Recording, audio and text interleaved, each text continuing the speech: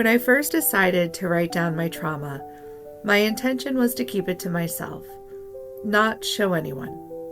But there is one person who I share my life with that has supported me through the whole process, and that is my husband. So I let him read it while I made his dinner last night. Afterwards, he told me I did a good job, but he said that I missed something. I asked him what I could possibly have missed, and he said, "Your breakdown." My response was, "I skipped 2012, the whole catalyst?"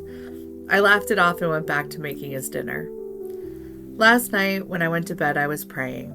I was thanking God for the fact that we had just enough on the credit card to fix the car. I had prayed hard over that appointment. And in my gratitude, Ron's comment popped into my mind. And I started laughing that I had skipped the entire breakdown, the crack, the door opening, the light. And then it hit me.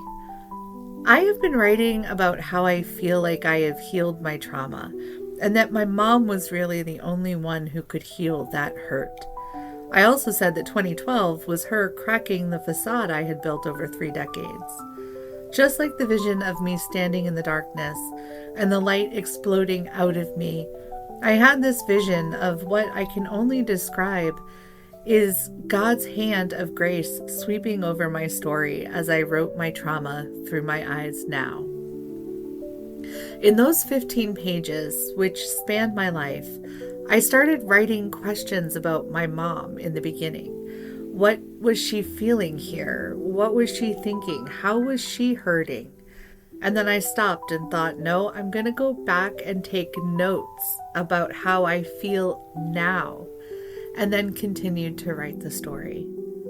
And then skipped over my brokenness completely. The notes that I made in the margins about the comments that I made, they were the same as when I was writing the document in the first place. It was an incredible epiphany. I knew writing it was different. It felt different than when I had written parts before. And I am so glad that I did this exercise and that it really showed me in a tangible way that the change that I feel is real. I finished praying and worked on cycling my body through the tension and release. I am actually able to move my toes more today. If you could only have seen my shocked face. I emotionally feel really good. So I want to keep this feeling going by choosing to live intentionally each day as it comes and continue to work on not living in the future. I will share that I now realize what it was when I would try to be in the moment, and I said I could feel almost the atmosphere sink into the car. I realized that that sensation was just my eyes focusing. My autopilot is really good.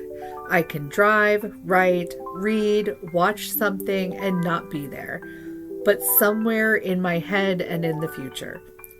When I would engage my brain into the moment, my eyes are focusing and actually start looking around.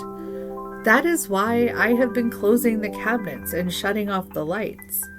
Why leaving the kitchen even a little bit of mess drives me crazy. So the plan is to try to figure out a baking schedule. My time needing to make Ron all of his meals is coming to a close soon. So now it's time to get a game plan. How I want to start living intentionally each day. And I'm really excited to start.